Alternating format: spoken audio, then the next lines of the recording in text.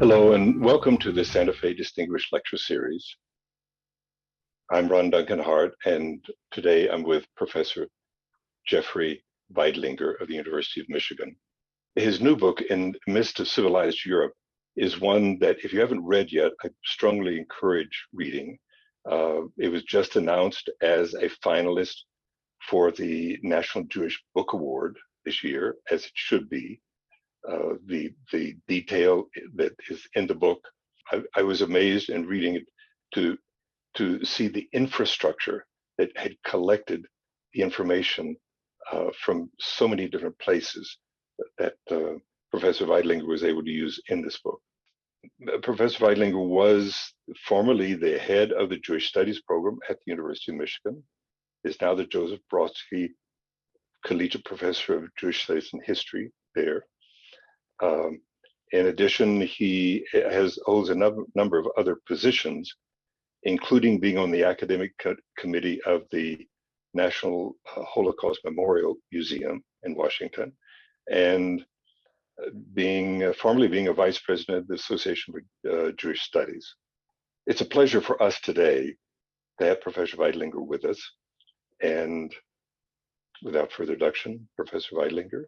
Thank you, Ron, for having me here. I guess I'm here, but for inviting me to speak to the Santa Fe audience and everybody else who is out there. It's a real pleasure to be here and to be speaking with you this afternoon, really on the eve of International Holocaust Remembrance Day, which gives a good opportunity to talk about what I want to talk about, which is this book that Ron has mentioned, In the Midst of Civilized Europe, the Pogroms of 1918 to 1921, and the onset of the Holocaust. So I'll speak for a little bit, and then I'd encourage questions, happy to talk about it a little bit more. And then I'd also encourage you all to purchase the book. Go out there and buy the book and maybe read it and have more questions. So I want to say I'm actually going to share my screen as I give this talk to give a bit of a presentation, and there will be a little bit of video that I'll be showing as well as we go along. Be able to see the screen at this point. I hope you're all able to see it. I grew up the son of a Holocaust survivor. You can see my father pictured here on the balcony of his apartment in Budapest with his parents and a neighbor. And you can see he is wearing the yellow star, as are the whole family. My father had always talked about how unexpected the Holocaust was, how it completely came out of the blue, how it was unimaginable to him before it occurred. And this was, I think, typical of people of his generation and of his life stature. He was born in Budapest and was living in Budapest before the war, enjoying really a very typical middle-class life. Vacationing in Lake Balaton, going skiing occasionally, enjoying fencing lessons and Hebrew school, and regularly attending synagogue at the Dohain Synagogue, major synagogue in Budapest, until suddenly the Germans came and his life turned around on a dime. And in fact, I'd always been taught that this was how the Holocaust happened, that the Holocaust came out of the blue, that it was unimaginable, that nobody could have predicted what was going to happen. And in fact, this was the case for a lot of people, particularly for Jews living in Western and Central Europe. And it's the predominant story that we get of the Holocaust, particularly as told by the two most famous narrators of the Holocaust, Elie Wiesel and Anne Frank. Both of whom were living what we would consider ordinary Central European lives until suddenly, out of the blue, the Holocaust seemed to arrive. The Holocaust seemed to come. So this is the predominant narrative that we get of the Holocaust. I think we also see it in a lot of museums and a lot of textbooks in the way that the Holocaust is presented. There's, for instance, a museum near where I live, near Farmington Hills, Michigan, called the Holocaust Memorial Center. And there, as people enter the museum, there's a big open space in which there are scenes of Jewish life before the war. There's scenes of Jewish life in the shtetl, There are scenes of, there's a whole display of newspapers, of Yiddish language newspapers and Hebrew language newspapers, showing the diversity and the liveliness of Jewish life before the war. There's pictures of religious life and of Jews celebrating holidays. There's political parties and political posters, all showing the diversity and vitality of Jewish life before the war. And then at this museum, you turn a corner and there's a narrow corridor that slants down. And at the end of the corridor is a massive portrait of Adolf Hitler. And that gives the impression that the Holocaust suddenly came out of the blue, that from one moment to the next, you turned a corner and Hitler came to power in 1933, thereby beginning the Holocaust. And in fact, the United States Holocaust Memorial Museum that I'm involved with dates the beginning of the Holocaust to 1933, to Hitler's rise to power, even though the first mass killings of the Holocaust didn't take place until, at least the first mass killings of Jews in the Holocaust didn't take place until after June 1941, until the German invasion of the Soviet Union and the rounding up and murder of Jews in select towns. So that story is certainly a true story of how it was unanticipated and how the atrocities of the Holocaust suddenly came about and suddenly affected people. But it's only part of the story. In Eastern Europe, and particularly in Ukraine, there had been a tradition of anti-Jewish violence that really set the ground for the Holocaust. And this is what my book is about, and this is what I'm really, what I was writing about. You can see in this map of pogroms in Ukraine that between November 1918 and March 1921, during the civil war that followed the Russian Revolution and the First World War, over 1,000 anti-Jewish riots and military actions, both of which were commonly called pogroms, were documented in about 500 different locales throughout what is now Ukraine. And I don't know how well you can see the map, but it shows where many of those pogroms took place. This wasn't the first wave of pogroms in the area. You've probably heard of the pogroms of 1881, the Kishinev pogrom of 1903, and others. But these pogroms were different in terms of the sheer number of victims and the number of people who participated in the pogroms as perpetrators.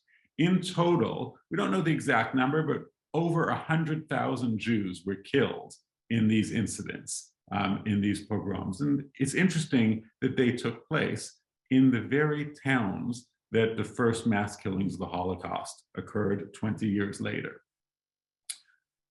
Ukrainian peasants, Polish townsfolk, Russian soldiers all robbed their Jewish neighbors with impunity, stole their property, rounded them up in town squares, marched them to the outskirts of town, and sometimes killed them. And in at least one case, rounded up all the Jews of the town, marched them into the synagogue, and burned the synagogue to the ground.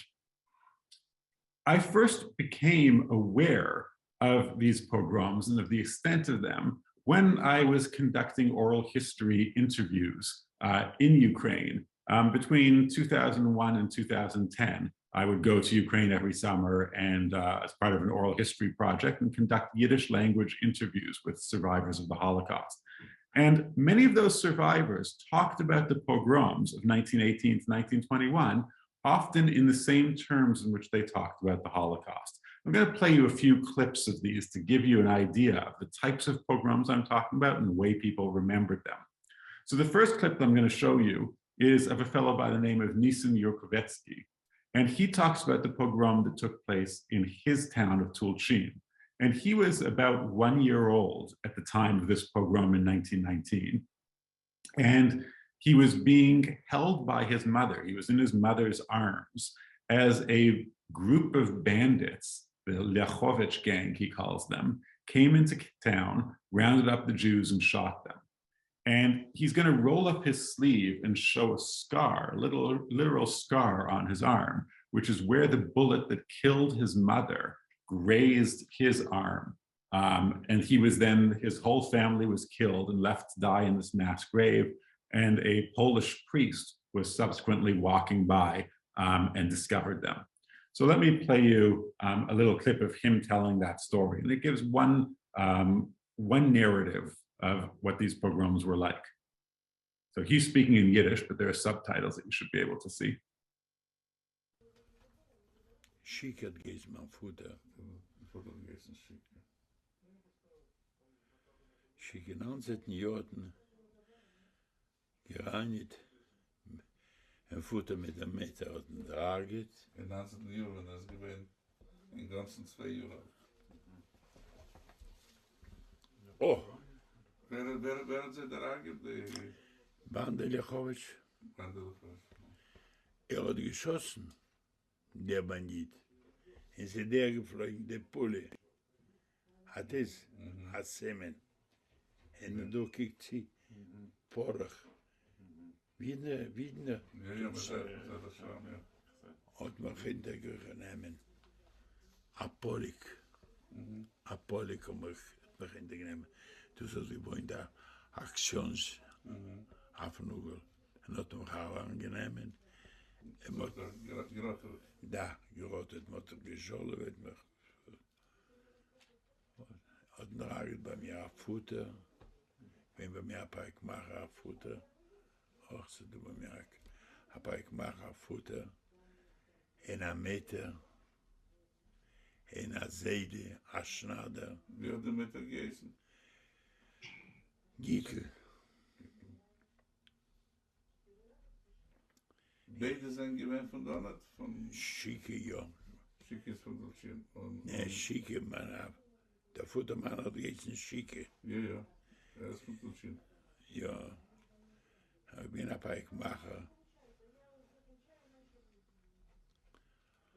Hat nicht gefragt, am 19. Jahr. Ich bin ein Pogrom. In Dulcin, immer ausgearbeitet, das wurde gewinnt. Zusammen nicht, das ausgearbeitet mehr, Rosselele. Is ausgegangen, ein Gordischer, ein Golach. Barduchan. En dat ze had probeerd de banditen hele. En zijn het er ook een van Ladege.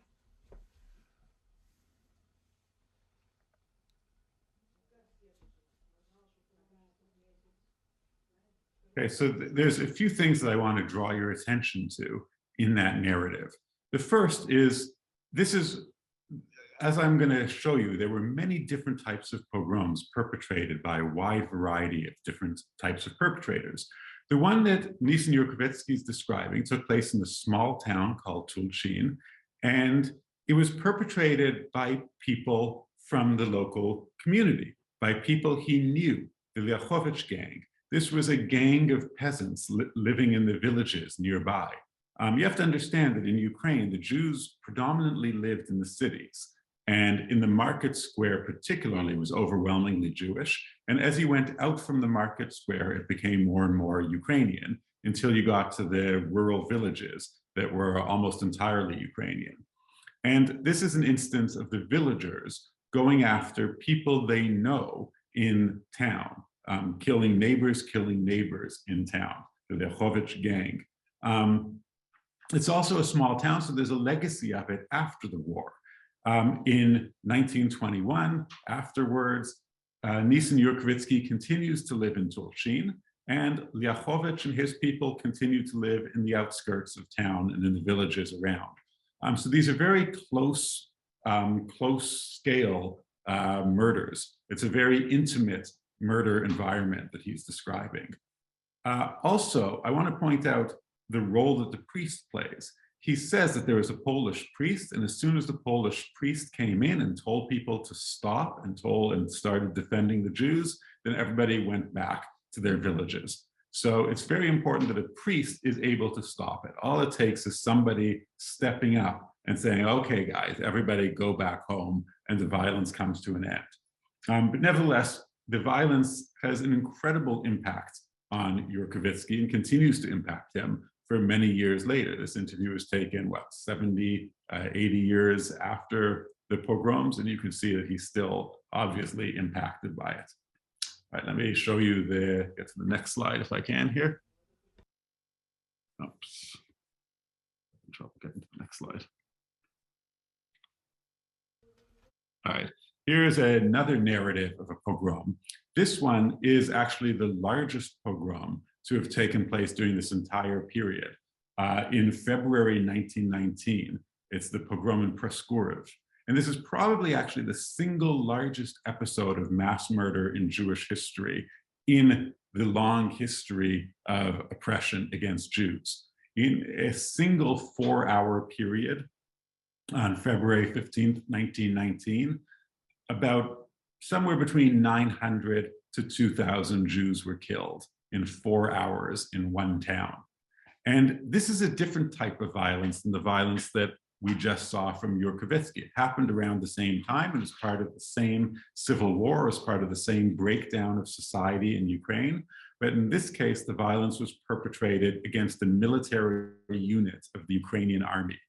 And it was a Ukrainian army that was fighting for Ukrainian independence. The Russian Empire, the Tsarist Empire, had just fallen, and Ukraine declared its independence from the Russian Empire. But the Russian Empire, or the remnants of the Russian Empire, wanted to reclaim Ukraine. It's very much a situation like what we are in right now in Ukraine, with Ukrainians seeking to defend their independence against the incursions of Russia. And in this case, there were two groups of Russians that were trying to take over Ukraine. One was the Soviet Russians, the Red Army, and the other was the White Army, which was the old Imperial Russian Army, so the army of the former Tsarist army. And they're both coming into Ukraine. They're both trying to take over Ukraine, and the Jews are blamed for being on the side of the Bolsheviks, for being on the side of the Red Army. So this pogrom that he's going to talk about was perpetrated by a military unit of the Ukrainian army fighting for independence, blaming the Jews for Bolshevism in Ukraine. So I'm going to play with this interview. It's his name's Nachum Geiviker, and you'll see actually his wife does most of the talking. He's quite elderly and unable to tell the story, so his wife really tells his story, but I'll play it for you. You can hear his story. Also gewesen 6 Jahre ist gewesen der Pogrome gewesen.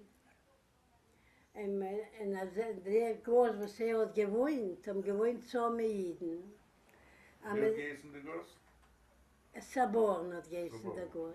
Besant ist der Saborn. Das ist ein Zenterstund. Da wie der Market ist das da bei uns.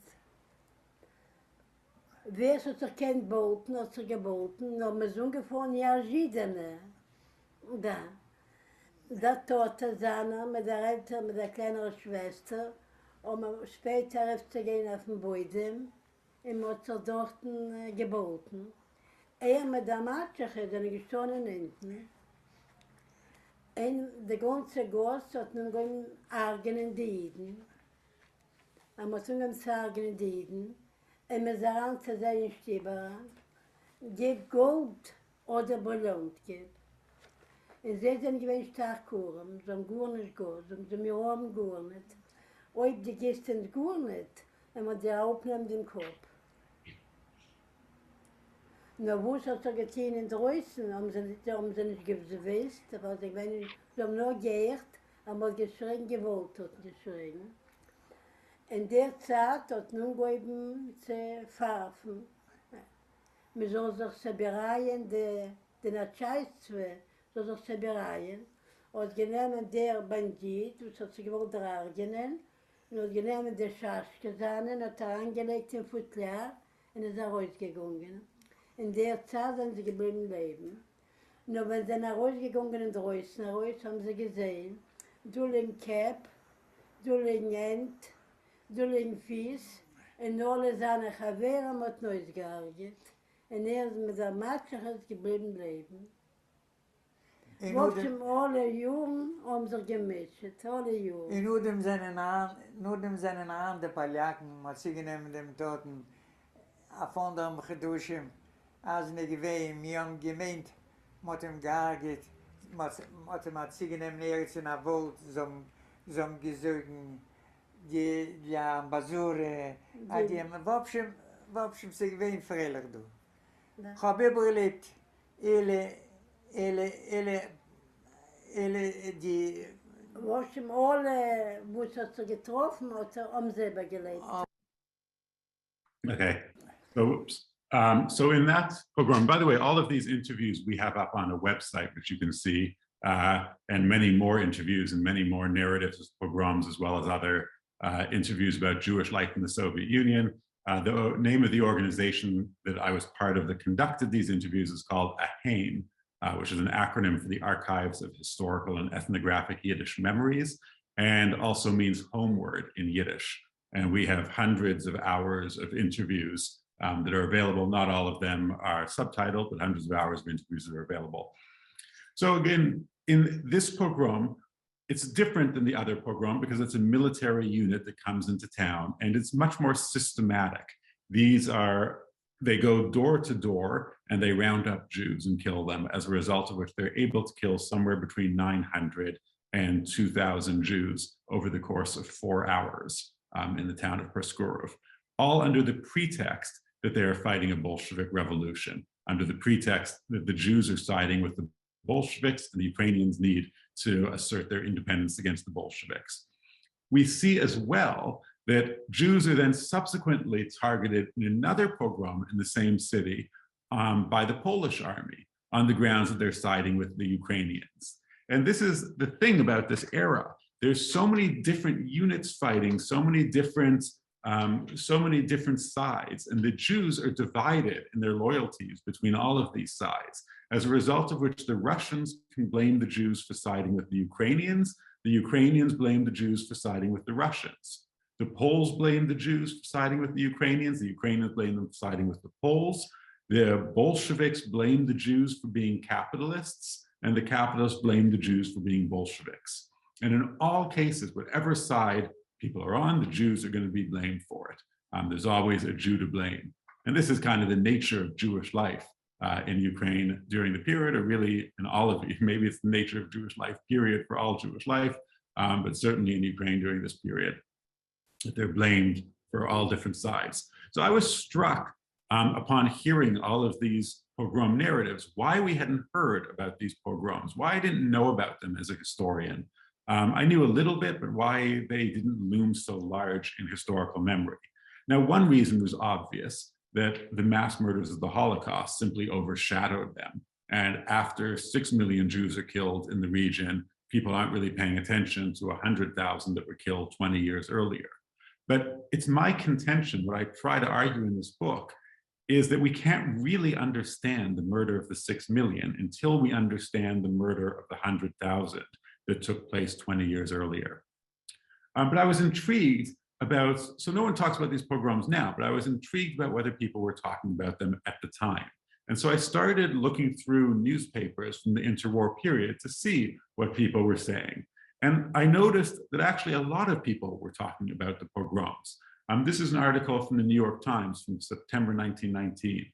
You can see it says Ukrainian Jews aim to stop pogroms, commissioned to visit Europe. And then the little subheadline there is mass meeting hears that 127,000 Jews have been killed and 6 million are in peril.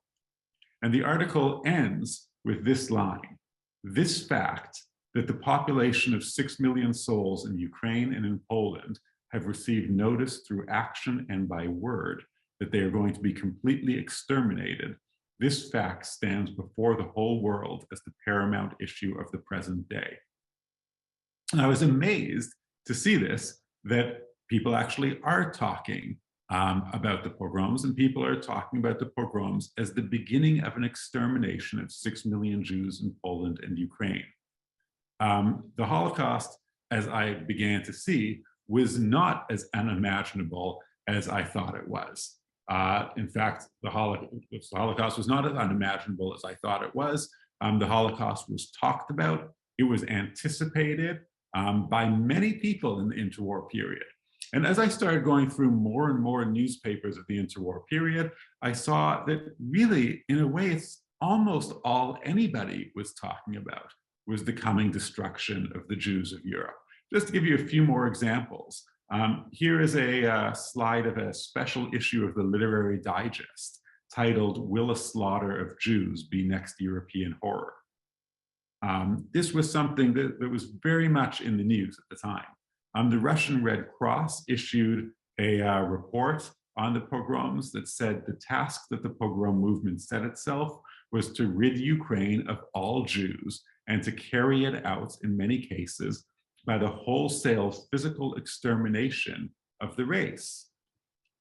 Again, Emma Goldman, the American anarchist of Russian origins, American Jewish anarchist of Russian origins, who was in Ukraine at the time, wrote of the wholesale slaughter of the Jews.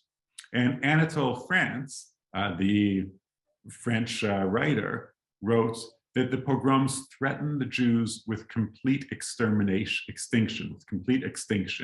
And this is where the title of my book comes from. He continues, in the very midst of civilized Europe, at the dawn of a new era, the existence of a whole population is threatened. So again, I was shocked going through novels, short stories, political writings, and seeing that everybody was saying that the pogroms are only the beginning, that the pogroms are the first step in what is going to be the coming extermination of the Jews of Europe. Here's another example from the journal The Nation, an article called The Murder of a Race, as though they're searching for the term genocide that hadn't yet been invented. And you can see the murder of a race, some 150,000 killed, as many dead of their wounds and of epidemics, and 1 million more robbed, plundered, and deprived of their means of existence. So the impact of these pogroms was enormous throughout Europe, not only because of the 100,000, in this case they say 150,000, but at least 100,000 Jews who were killed, but also because of the displacement of the Jewish population that it created. Now, an irony of all of this is, and this is again what the title of my book is about, in the midst of civilized Europe, but one irony of this is that this all took place in Ukraine, which at the time was widely regarded as being a haven for Jews. A new government had been established in Ukraine right after the Tsarist Empire collapsed. The Tsar was hated by Jews for a wide variety of reasons, many of which you're probably familiar with, but the Tsar had restricted Jews to living in an area called the Pale of Jewish Settlement, had forbidden Jews from advancing in the military, had forcibly conscripted Jews, didn't allow Jews to live in major cities, and had all types of restrictions upon Jewish life. And Ukraine promised full equality for Jews. And in fact, the Ukrainian state even printed currency like this, which you can see with Yiddish writing. On one side, it's Polish, Russian, and Yiddish, and on the other side, it's Ukrainian. And the Ukrainian state promised full autonomy to the Jewish people. Jews around the world rejoiced at the establishment of the Ukrainian state and saw the Ukrainian state as their salvation. And you can even see this is from the Yiddish language Der Tog, published out of New York, saying for the first time in all Jewish history, the Jewish people will be recognized by a government as an equal part of the general population, not only in a civil and political sense, but in a national sense. So the irony here is that the Ukrainian government, the people in charge of Ukraine, were being very friendly to the Jews and were courting Jewish support through this promise of autonomy. The problem was that they were simply unable to control the military. And the reason they were unable to control the military was because the military so closely associated Jews with Bolshevism. And they were fighting Bolshevism, and they saw Bolshevism and the Red Army, the Bolshevik Red Army, the group of people who had carried out a revolution in Russia. They identified those as Jews. And so they took out their ire against Jews. And I'm just going to show you a little bit of propaganda, a little bit of white propaganda from the Imperial Russian Army that equates the Jews with the Red Army. Most prominently, the person who was most salient in this equation between Jews and Bolsheviks was the head of the Red Army, Leon Trotsky, who was born Lev Bronstein. You've probably heard of him and probably know of Lev Bronstein, Leon Trotsky. But Leon Trotsky was the most visible representative of Soviet power the world over. Even though the Bolshevik government was led by Vladimir Lenin, it was Leon Trotsky who really most represented the Bolsheviks, particularly to Western audiences and to foreign audiences. He had been the Minister of Foreign Affairs, or the Commissar of Foreign Affairs, and was the Commissar of War and the head of the Red Army. And here you can see this propaganda poster called the Coat of Arms of Lev Trotsky, which really builds up the Jewish characteristics of Trotsky and portrays Trotsky as being an agent of the Jews. You can see in the poster, it's a perversion of the Russian imperial eagle, of the double-headed Russian imperial eagle, but with the face of Trotsky. You can see he's got a crest that includes a Jewish star and the word Talmud underneath it. And he's drawn with very characteristic Jewish facial stereotypes, with the thick lips and big nose, big ears, eyebrows. He's wearing a skull cap, and he's holding two foods that are very closely associated with Jews, garlic and fish. And so it's really an anti-Semitic portrait of the entire Red Army who are being portrayed as Jews. And here's another one, which I think is really interesting, this propaganda poster, because it shows Christ being led to the cross, but he's being led to the cross by the Red Army, by very typically Red Army soldiers, Red Army sailors. And then in the corner, you can see Leon Trotsky looking on.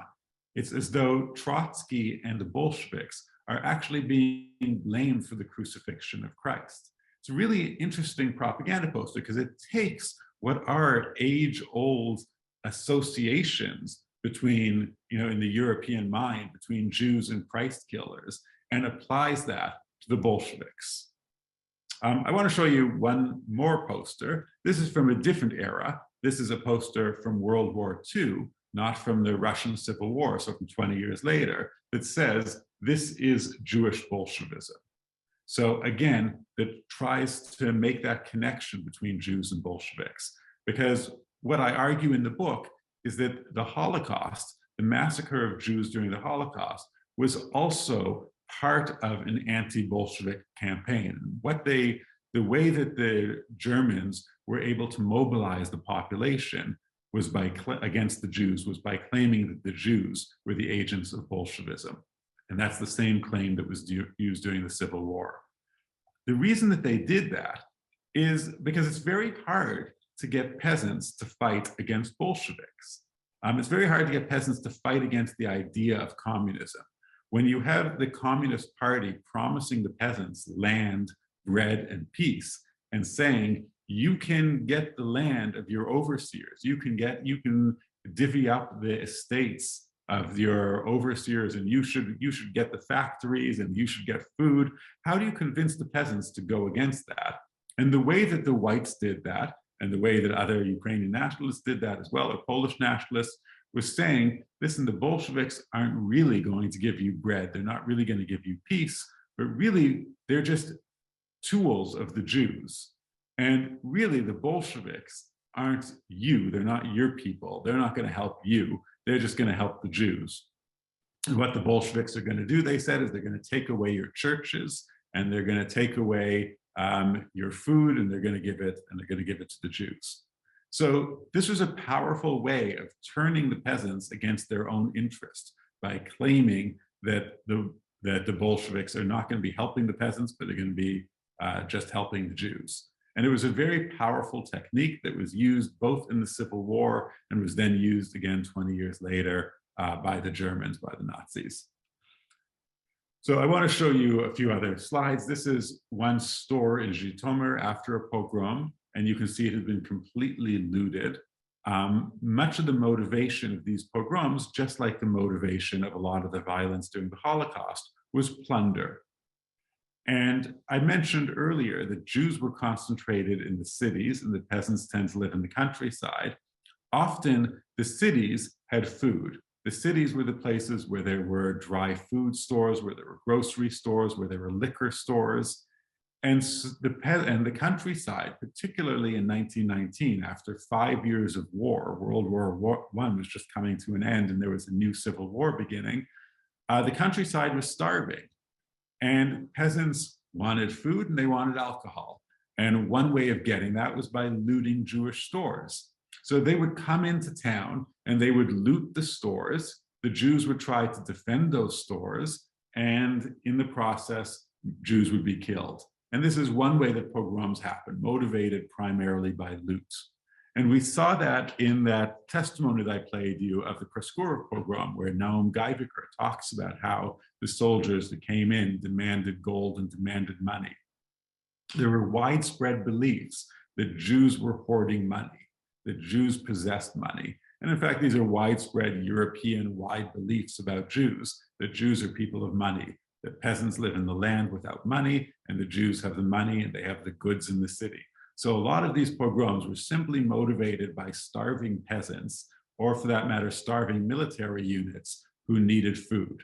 And we see this in the records of the military units also, that say things like, when we invaded this town, we were given the authority to requisition leather from the shops in town. And that requisitioning of leather was a pogrom.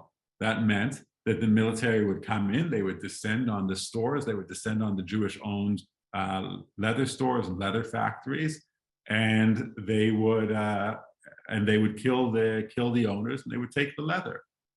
In fact, one other person I interviewed talks about that specifically. He says his father was a leather worker, and one day some people came to his village and said, "We're here to requisition leather."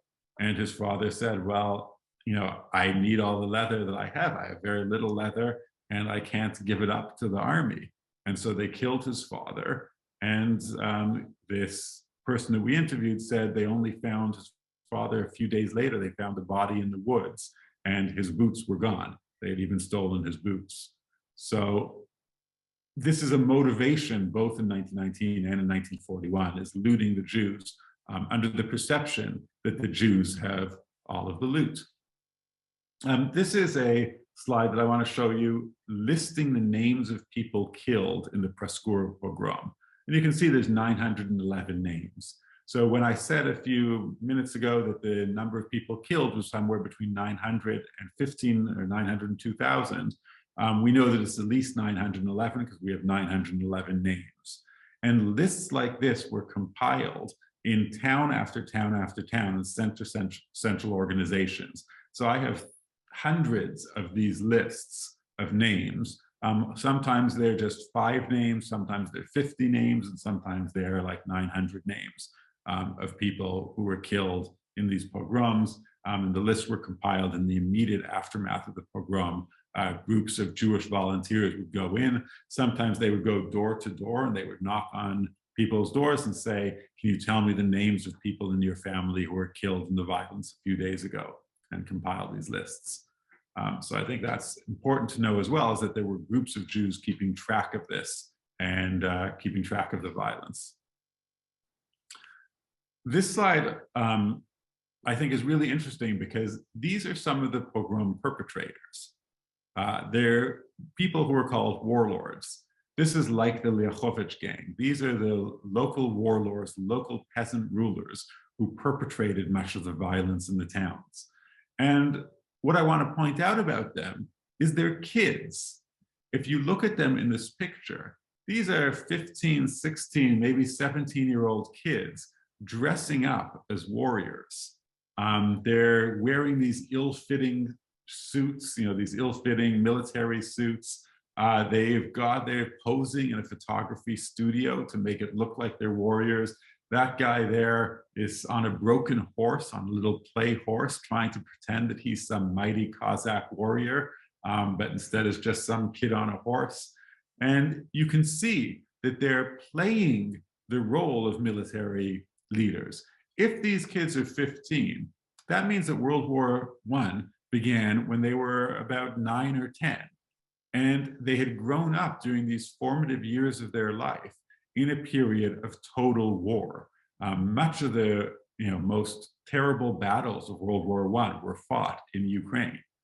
And these peoples, their fathers had gone off to war maybe 5, 6 years ago to fight for the Tsarist army. The Tsarist army had then collapsed itself, and their fathers had then fought for some other military unit. they, instead of learning how to plow, all they had learned was how to fight. The fields had likely laid fallow for several years because they hadn't been able to sow them. They hadn't been able to plant anything because of the military units coming through. So it's a very difficult life for the Ukrainian peasants as well. And this is one of the reasons why they need to raid the cities in order to get food. Here we have, I've mentioned that there's a wide variety of different groups that are perpetrating the violence. And this is one attempt to see who's perpetrating it. And you can see it says the little one is the Poles, and it says the Poles were responsible for 38 separate pogroms. The army of the Ukrainians was responsible for 54 pogroms. The armies of the Russian Imperial Army, the Russians, were responsible for 93 pogroms, and random bands, these peasant warlords, were responsible for 509 pogroms. So you can see that the vast majority seem to have been perpetrated by these local roughs or local toughs who are just perpetrating pogroms against their neighbors. So I'll just talk for a few more minutes, but I want to talk about the aftermath of these pogroms and what took place after the violence dies down in 1921. So first of all, why does the violence die down? The reason that the violence dies down is because the Red Army takes control, and the entire territory ends up falling under the Soviet Union and becomes part of the Soviet Union. The Red Army also perpetrated pogroms, particularly at the beginning of this period in 1917 and 1918. But at a certain point, the Red Army stopped perpetrating pogroms. And the Red Army became the only military unit in the region that wouldn't tolerate pogroms and wouldn't tolerate anti-Semitism in its midst.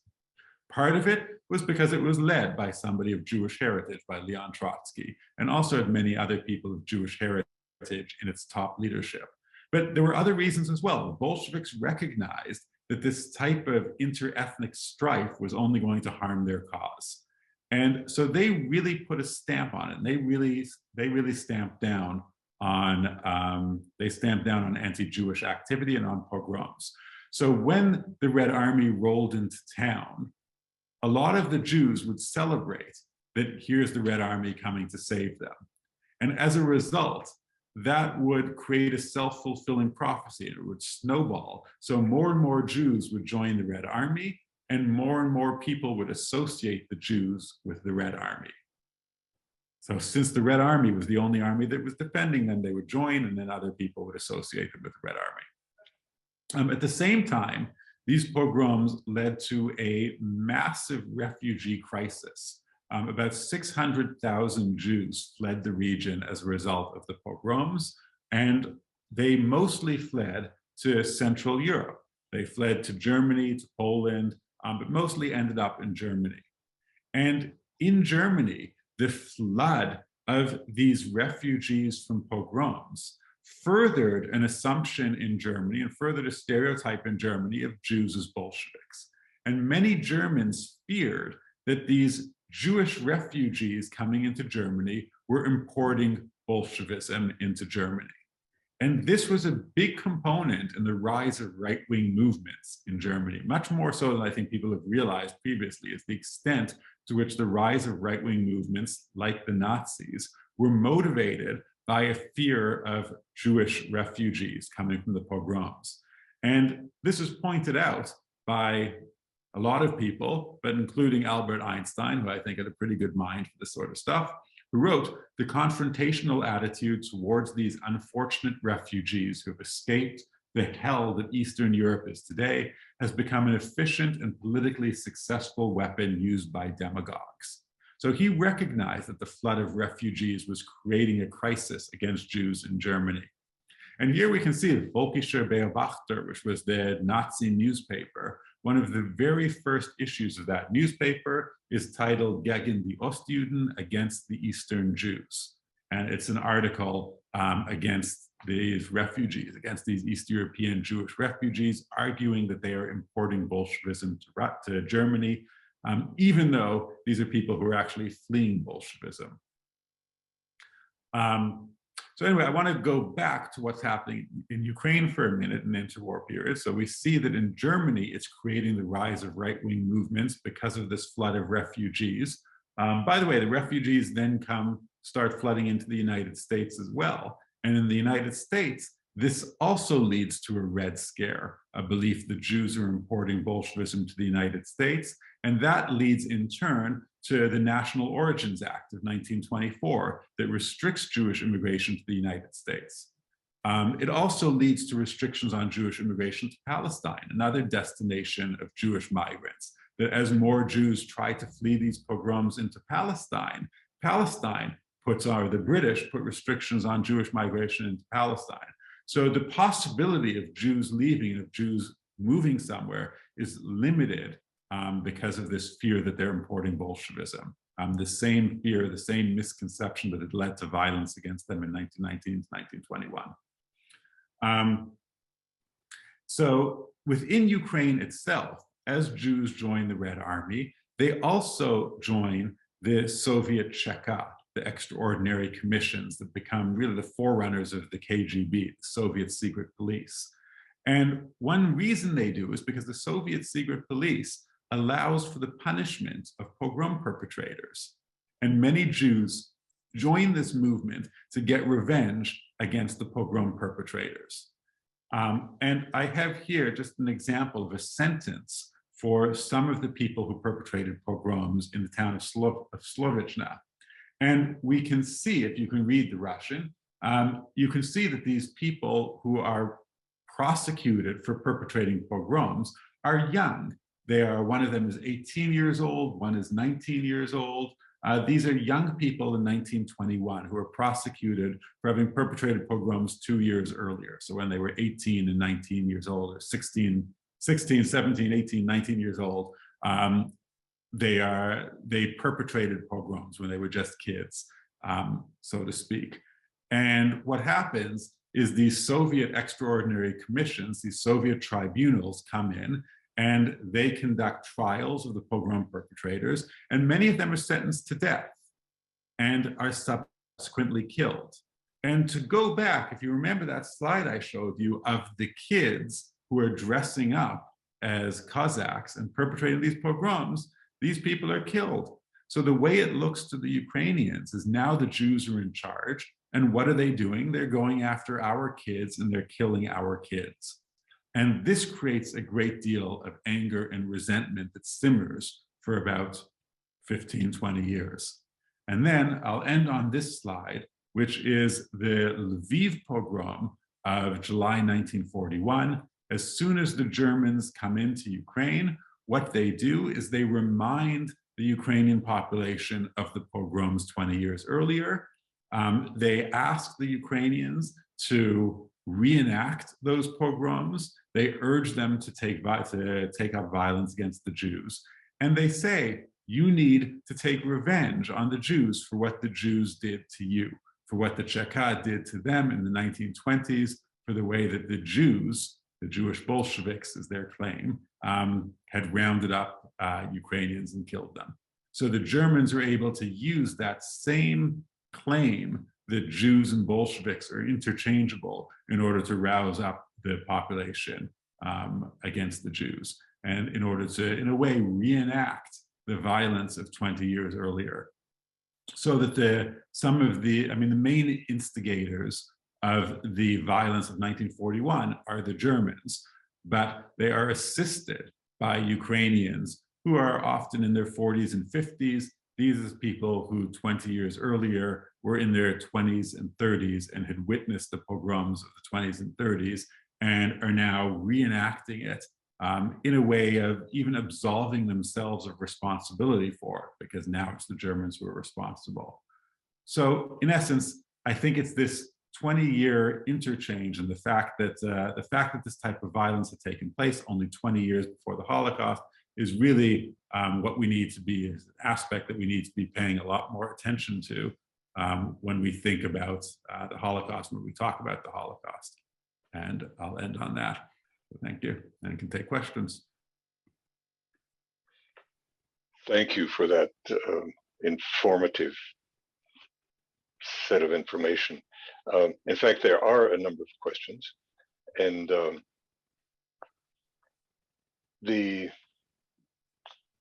first one that comes from Phyllis Landis is, any suggestions on what we can and should be doing in the present, given this situation in the past? Not sure exactly what she means by what we can do and be doing in the present. I always think learning about what took place in the past is important, and educating ourselves about what took place is important. To me, one of the lessons of this is that violence brings about more violence. And the pogroms, these pogroms take place in waves about every 20 years, and each wave is worse than the next. So the first wave takes place about 1881, 1882, and several dozen Jews are killed in violence in the south of Russia. Then between 1903 and 1906, there's another wave in which about 3,000 to 5,000 Jews are killed. Then in 1919 to 1921, there's another wave in which 100,000 are killed, and 1941 to 1943, another wave in which about 6 million are killed. So it escalates very quickly, and violence tends to escalate. Genocides, wherever they take place in the world, are often preceded by violence about 20 years earlier, before it erupts into full-scale genocide. And I think the lesson here is that violence needs to be stopped as quickly as it can. And the priests or whoever, as we see in that example, has to stand up. People in positions of authority need to stand up and call for an end to violence whenever it occurs. Because if that doesn't happen, it's just going to escalate in the future. Naripat has a question about asking what was the resistance on the part of Jews against the pogroms?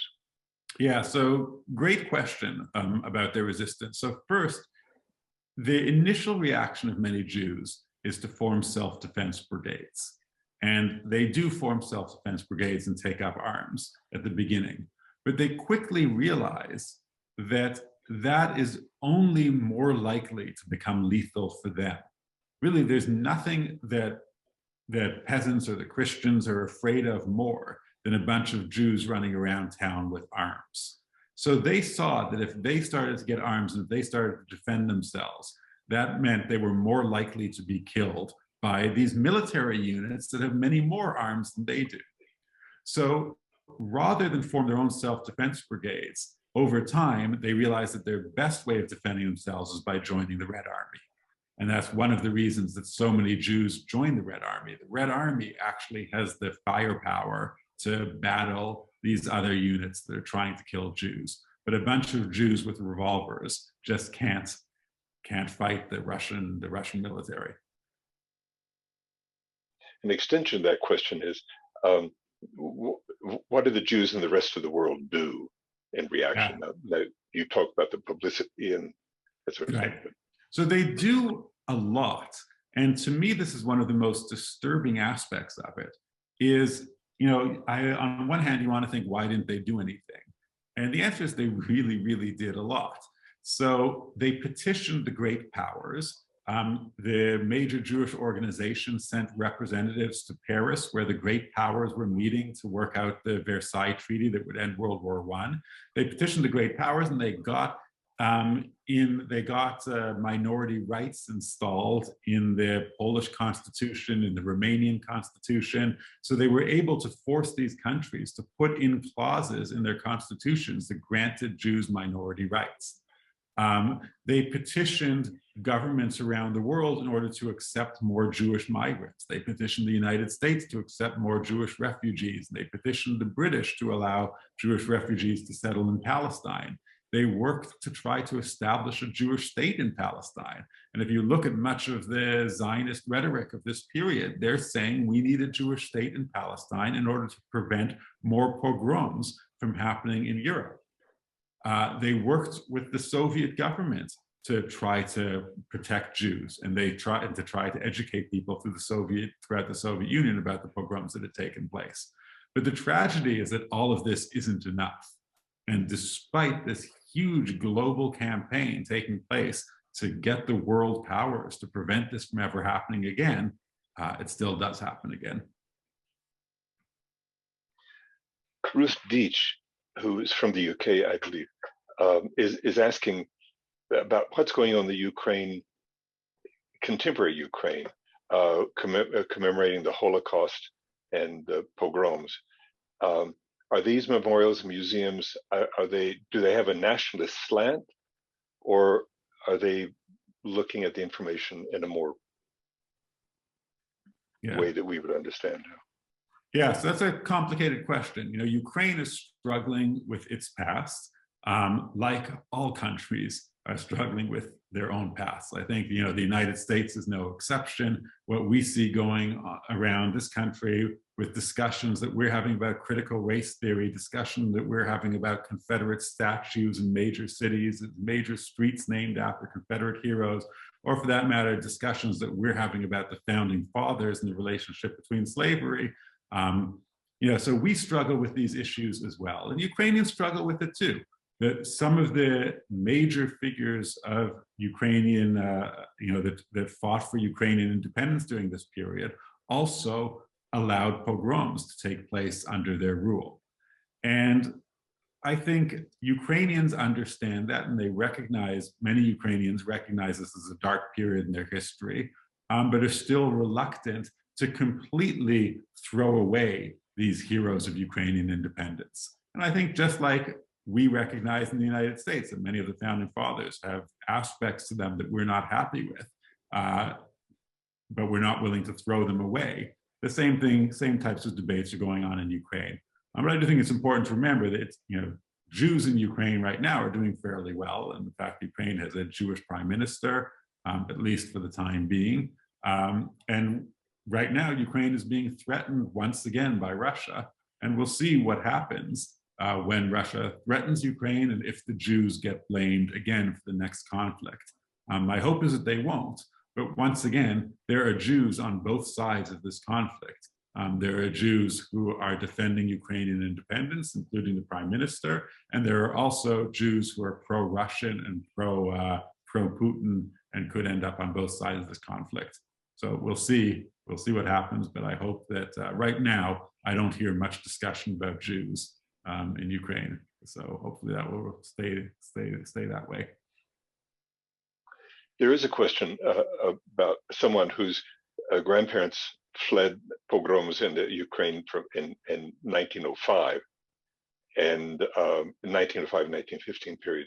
And the question is, why do you start in 1918? And what about these earlier incidents?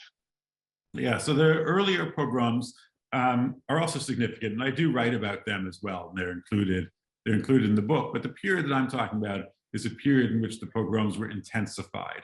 I think they were carried out with the intention of eradicating the Jewish population. At least some of them were carried out with the intention of eradicating the Jewish population. The pogroms of 1903 to 1906 were much more sporadic. They were religiously based, often carried out during Easter, and they tended to be short-lived. They tended not to be carried out by military units, but rather tended to be uprisings, more conventional race riots, what we could call race riots. There are distinctions, but the 1903 to 1906 pogroms are also terrible and have a big impact on the Jews of Ukraine. Following up on what you just mentioned, David Katz has a question saying that he took a course in college in which the estimate of fatalities was given as 40,000 at that point, and that he's heard estimates as high as 200,000. And just asking if you would comment on that. Yeah, so it's really difficult to know actually how many people were killed in this type of violence. It depends on how you count. You know, if we're only counting people who were killed by bullets or by having a sword, you know, or by the sword, or are we also counting people who were starved as a result of the pogroms, who died as a direct result of the pogroms? Are we counting people who were stabbed and then died a few weeks later as a result of their wounds? So it depends how you count. Just like any atrocity, it depends how you count. You know, we have the same issues with counting 6 million in the Holocaust. is, are we only counting people who were deliberately killed through gassing or through shootings, or are we also counting people who starved to death because of conditions that were imposed upon them? So all of these are difficult questions. The way I get to the figure 100,000 is that a count was done in 1921 in the Soviet Union of taking all of these lists of people who were killed, and they tallied up those lists, and they came to 33,000 people. So they had the names of 33,000 people who were killed. They then went to a few towns and did subsequent investigations and concluded that those lists included about a third of the total number of people killed.